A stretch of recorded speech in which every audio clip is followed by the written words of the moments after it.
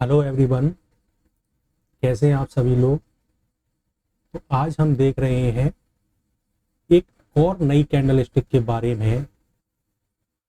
उस candle stick का नाम है बुलिस मारुबोजू। बुलिस मारुबोजू एक अप ट्रेंड में ले जाने वाली कैंडल है। इस कैंडल के बनने पर बाइंग का ट्रेड लिया जाता है, लेकिन बुलिस मारुबोजू जब बनती है तो उस बुलिस मारुबोजू के हिसाब से रिस्क रिवॉर्ड क्या होगा, एंट्री कहां पर होगी और स्टॉप लॉस कहां पर होगा। हम इस प्रकार का ट्रेड करते हैं बुलिस मारुबोजू में। हमारे बुलिस मारुबोजू में जब भी हम एंट्री लेते हैं तो एंट्री के बाद कैसे हम बुलिस मारुबोजू में प्रॉफिट तक या टारगेट तक रुकें, ये भी हम जानेंगे। ठीक है। बुलिस मारुबोजू पर ट्रेड लेने के लिए जो हम इंट्राडे में ट्रेड लेते हैं, उसके लिए पहले हमें यह देखना होता है कि डेली टाइम फ्रेम पर मार्केट का ट्रेंड क्या चल रहा है। डेली टाइम फ्रेम पर जब मार्केट का ट्रेंड अप चल रहा होता है तब हम बुलिस मारुबोजू का प्रयोग करते हैं, जब वो बनती है तब। ठीक है। तो अब हम देख लेते हैं कि बुलिस मारुबोजू में किस प्रकार का स्थिति बनती है। तो यहां पर माना एक रेजिस्टेंस है, इस जगह पर एक रेजिस्टेंस है। ठीक है। यहां पर एक रेजिस्टेंस है और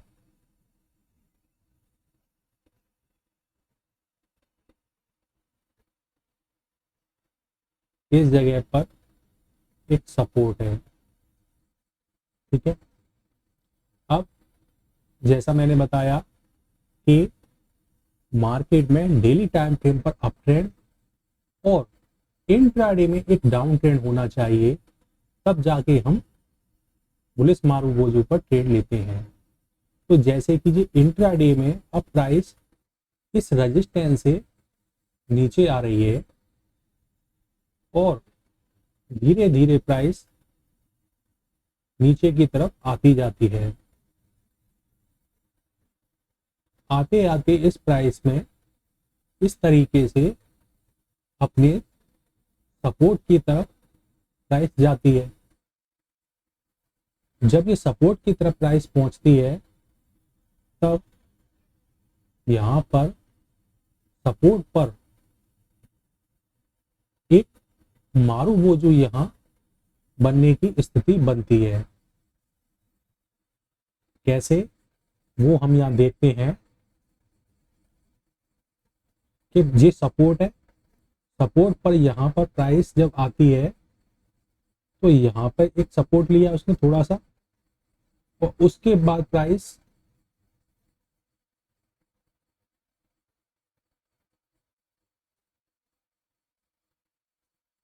इस तरीके से बनती है। अब बनती है, अब क्या हुआ, ये एक बुलिस मारुबोजू कैंडल हो गई।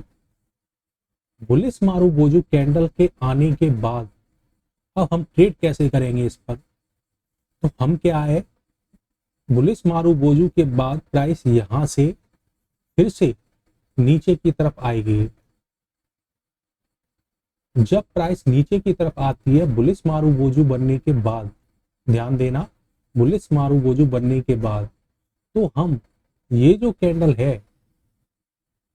ये जो कैंडल लास्ट में ये बनी, ये ऊपर आई इतनी, जिसमें क्या है, ये कैंडल इससे भी ऊपर आई, ये कैंडल है इससे भी ऊपर आई। तो लगभग यहाँ पे जैसे ये एक कैंडल, दो कैंडल और भी कुछ दो तीन कैंडलों को लगभग ये पूरे तरीके से ऊपर बंद करती है और उन्हें इनगल्फ कर लेती है। जैसा इनगल्फिंग में देखते हैं उसी तरीके से इसमें होता है कि ये इनगल्फ कर लेती है। लेकिन इनगल्फिंग में वो होता है कि एक कैंडल को इनगल्फ करती है, बुलिस इनगल्फिंग में एक कैंडल को इनगल्फ कर लेती है। लेकिन मारुबोजू जब बनती है तो लगभग दो कैंडल तीन कैंडल्स को भी इनकल्प कर लेती है और काफी बड़ी इसमें बॉडी हो जाती है अपनी ओपनिंग प्राइस से। तो जैसे यहाँ ओपनिंग प्राइस है, यहाँ इसकी क्लोजिंग प्राइस है, तो काफी बड़ी इसकी बॉडी हो जाती है। अब क्या है कि हम बुलिश मारूबोजू बनने के बाद अब हम जो बुलिश मारूबोजू काफी बड़ी हो जाती है, तो हम इसका इंतजार नहीं करते कि इसके ऊपर सस्टेन होगी प्राइस, तब हम जाके इस पे यहाँ ट्रेड करेंगे जैसे हम और कैंडलस्टिक करते हैं। लेकिन जब जो बुलिश मारूबोजू बनती है और जब जो नीचे आती है, तो हम लगभग इस जगह के आसपास, ये जो हाई निकला था इस जगह के आसपास हम इसको बाई करते हैं। और बुलिश मारूबोजू का जो लो है, ये इसका लो है, इसके नीचे हम यहाँ एसएल रखते हैं इस जगह। ठीक है, अब इसका एक सिस्टम ये है कि जब हम जहां बाई करते हैं इस जगह पे, तो हमारा एसएल छोटा हो जाता है।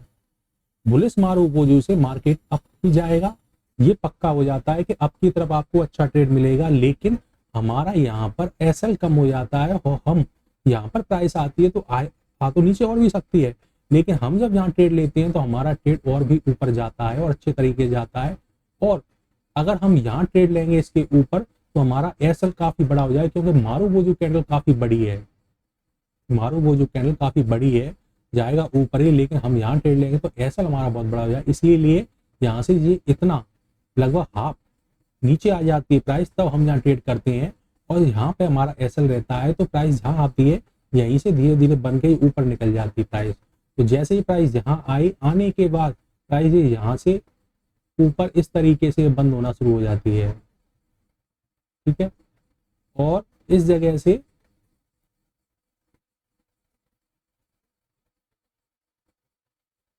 ये ऐसे ऐसे धीरे धीरे ऊपर की तरफ चली जाती है।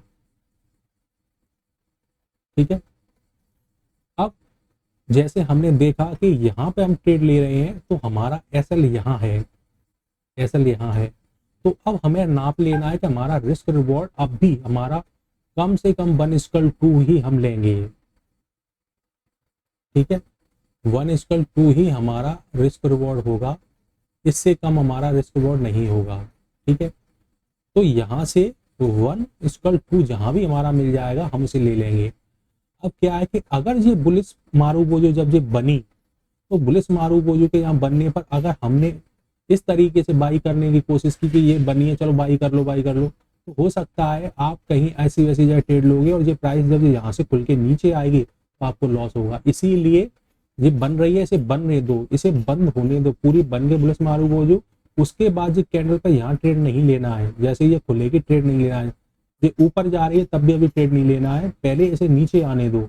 ये नीचे आएगी और लगभग यहाँ आधी के आसपास आ जाएगी, तब ट्रेड लेना है, तब ट्रेड लेना है। फिर ये ऊपर चली जाएगी, अगर ये नीचे आई तो लगभग यहाँ पे एसएल है, नीचे आएगी तो यहाँ तक आ जाएगी, इससे ज्यादा नहीं आएगी। और आ गई तो एसएल काट के निकल जाना है। यहाँ से ट्रेड लेने पर ये यहाँ पे बंद होगी, फिर ये प्राइस यहाँ से यहाँ आके यहाँ बंद होगी। इस तरीके से रिस्क रिवॉर्ड ये प्राइस हमें देगी। अब इसमें ठहरेंगे कैसे हम, अपने ट्रेड में हम ठहरेंगे कैसे? तो बात आती है कि जैसे कि यहाँ पे एंट्री करने के बाद जो प्राइस ऊपर गई तो हमें रिस्क रिवॉर्ड तब तक नहीं मिलता, तब तक हम कहेंगे जैसे यहाँ बंद हो गई। यहाँ बंद होने के बाद जब जो प्राइस यहाँ खुलती है तो ये नीचे आती है तो आपके यहाँ से बने प्रॉफिट को ये कम करती है।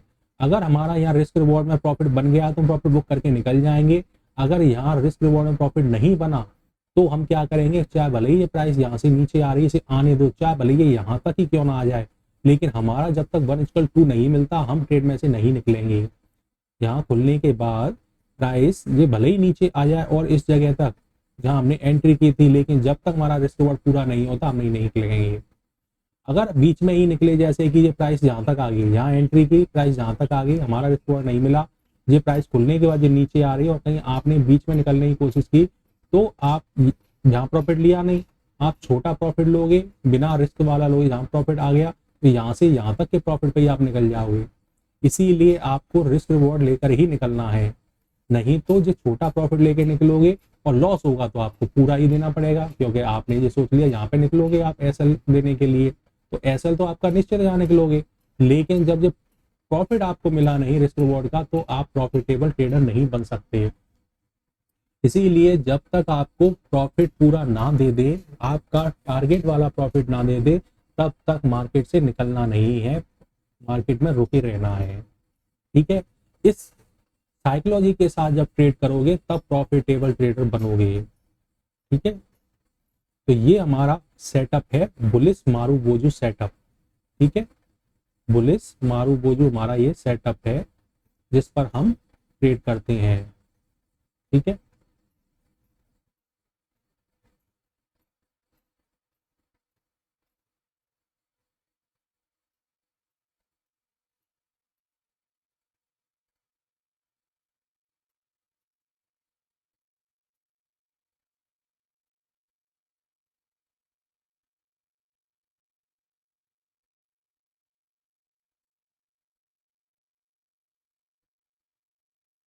ये हुआ बुलिश मारूबोजू सेटअप।